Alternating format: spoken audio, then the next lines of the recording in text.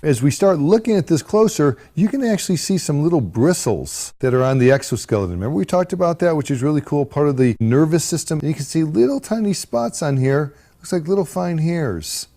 Just really fun. And the exoskeleton is this armor that they can molt out of, and it allows them to grow, but it gives them the protection and support, which is really neat. Let's see, what do we need to do now to get in here? Well, first again, we need to locate some structures. We have got this region here, which is the thorax. The whole thing is the cephalothorax. This is the carapace, and we're going to go to the posterior region of it.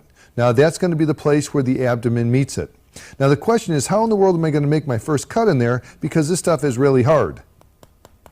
Really hard stuff.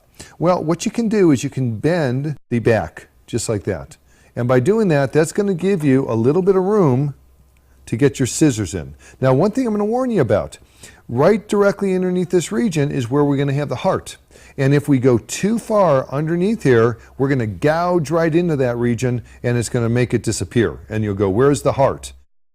So we're going to try our best not to do that. I'm going to try to get my hands up underneath here a little bit, bend it a hair, and just see if I can take little tiny snips. So I just got just the tip of it right there. And now we're going to just try to delicately move forward. We got in there. Success. He's not squiggling or moving around, so I don't think I'm bothering him too much. This is good. Hate when my patient jumps off the surgery table. Okay, here we go. Still going. Now, you're going to take this thing all the way along the midline, longitudinally, along that long axis, and we're going to try to get this thing up to right behind the eyes. All right, so we keep going. Lovely sound. Okay, so that's going to be about as far as we go. So if you look what I just did, you can see we got our cut. Now, once we get it up here, we're going to try to make a transverse cut right along here. I'd say behind the eyes, but we've lost one eye along the process here, so behind the eye as we do this. So a little snip.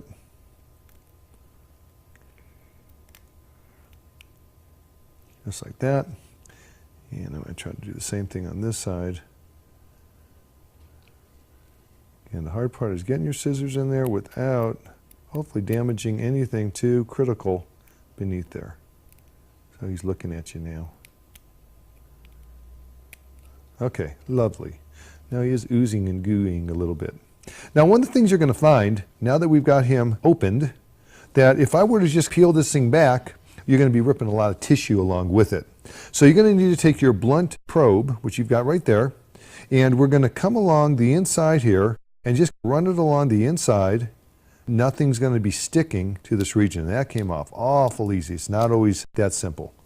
So look at that. There's one piece right there. Isn't that pretty? Look at those little spots. Very irregular. Kind of cool.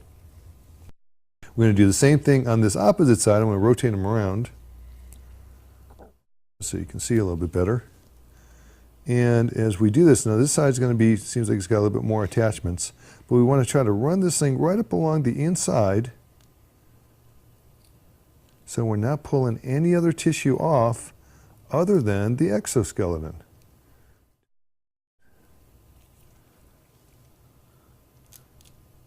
All right, rotate them back over here. And we'll see if we can kind of pull it down. All right, success. So there's our little rascal. And now we're going to spend a little bit of time looking at the interior. What in the world did we find here? Well, first of all, when you're looking at these walking legs, which are right along here, you're going to notice in this region a bunch of feathery structures. A whole bunch of them right here. You can see them right there. They're actually very pretty. They look like feathers, truly look like feathers. And you look at them and say, well, what in the world are they there for, and what do they do, and all the rest? Well, these are the gills. We have two chambers. So we have the left side over here, you have the right side, two chambers, two sides.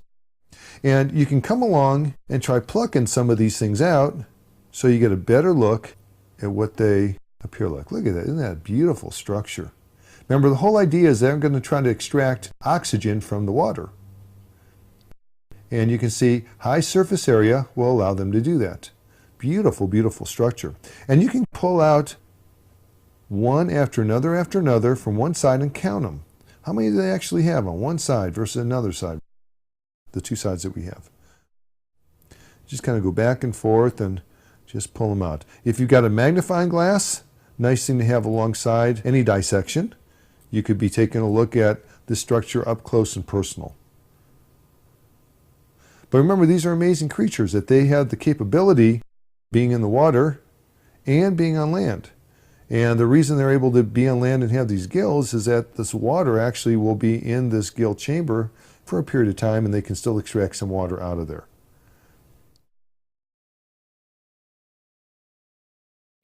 And depending on how meticulous you are, you can get some pretty good numbers to find out the left side versus the right side.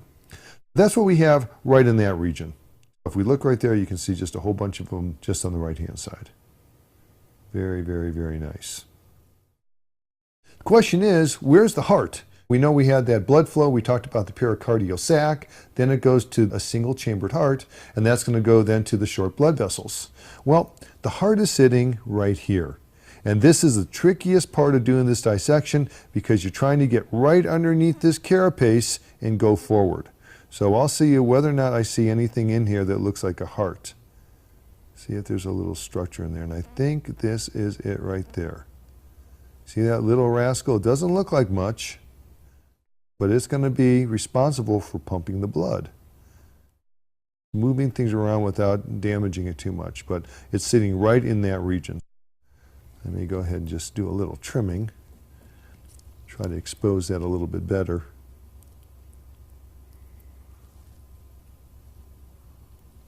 But there's the heart right there, that little structure. So we found the heart. Now we want to look at some other things. What else do we have inside of here? Well, you're going to notice as you look inside, there are some really big glands. See these things right there? Really big glands. Oftentimes they are a tannish color.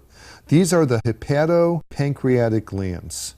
And you can see they're pretty friable. They fall apart real easy. Hepato refers to the liver. And so they're going to have a function of digestion associated with it. Moving along here, you can see you got this really big structure. Now there's the eyeballs, so at least that was an eyeball once. There's the eyeballs, and then here's the structure there, and you go, well, what in the world is that thing? One way you could figure that out is if we rotate this rascal around, just like that. You can still see it there. I'm going to go ahead and find the mandible and see if I can go right into the mandible. As I do, notice what happens. This structure starts wiggling. This is the stomach. I just went into the esophagus, so you have the mouth to the esophagus, that goes to the stomach. So that's the stomach region. So let's take a peek inside and see what its last meal was. Remember what we talked about also when it comes to the stomach, there's actually two parts to it. There's the anterior part, which is right there, anteriors to the front, and there's the posterior part.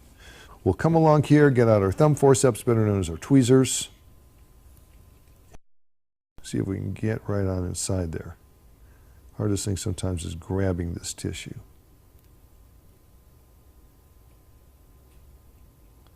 Okay, there, we finally got in.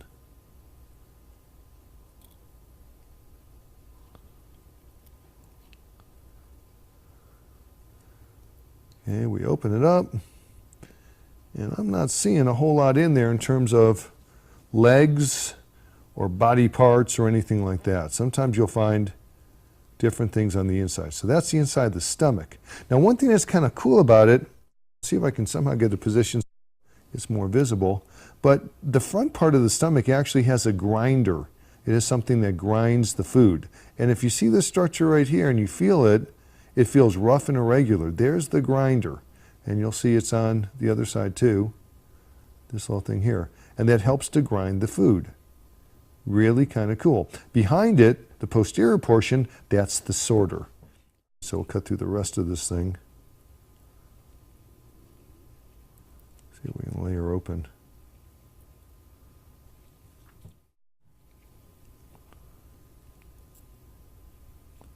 That I'm going to do just a little bit of surgery here and get this thing out so we can lay it down on the table. All right, there we go. So there's the opening. So those darker pieces that you see right there, this is the grinder, that portion there. And they feel really hard, really irregular. But that's anterior, that's posterior. That's the stomach. We got some more of our glands in here. Some of these are reproductive glands. Now we got this thing pretty much opened up. The green glands are associated with cleaning the blood. So they're going to be very, very important after we collect it down at the sternal sinus. It goes to the green gland, goes to the gills, and then it goes right back up to the pericardial sinus, and that takes care of then the blood flow, the circulation. There's the esophagus right there, and notice that in between it are these two lines. These are going to be your ventral nerve cords. Your ventral nerve cord, one comes from one ganglia, which is one brain, if you will. One comes from the other ganglia, and they come around, and then right behind the esophagus, right behind the stomach, they're going to come into one nerve cord, a ventral nerve cord that runs the entire length of the organism. So you look at that and say, oh, that's pretty cool. So that's an actual ventral nerve cord right there. They're going to converge right to the section right where the brain is. And if you think of the eyeball, you got the eyeball here, that runs to this brain, side of the brain, that ganglia, and that one goes to that ganglia. So it's pretty cool. We're going to go caudal.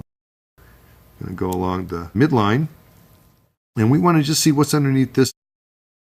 We see the muscles associated with the abs. That's the dorsal region. And if we get right underneath this membrane, you're going to see the extension of our digestive tract.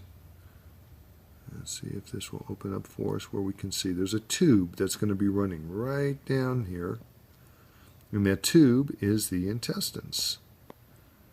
This thing's kind of going all directions versus just opening straight up for me. Okay, so if you look right there, there's a tube. And that's actually part of the intestinal tract. It's going to run right along that groove, and that goes right to the anus area, and then obviously that's going to be waste products that will be carried through this portion there. That should pretty much wrap it up.